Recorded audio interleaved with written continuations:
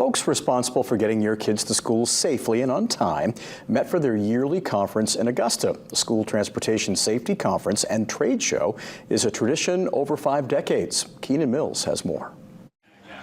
Throughout the 3-day event, bus drivers, mechanics, salespeople, and others dive into all kinds of sessions to keep their skills sharp. Student behavior training, defensive driving training, drug and alcohol awareness, awareness of other drivers on the road. It's put on by the Maine Association of Pupil Transportation, which has decades of experience trying to put the safest and most effective buses on the road.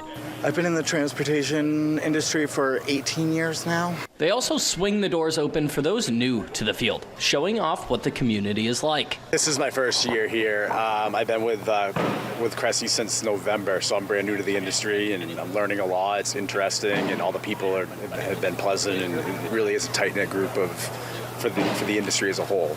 Now, of all the technological advances of the last few decades, one that might not come to mind immediately is safety surrounding school buses. I can tell you the school buses have really honestly become the safest thing on the road and the safest thing out there. Emissions and electronics and all sorts of different things. So there's a lot of things that intersect with the school bus industry and make it what it is today. So you got to stay updated.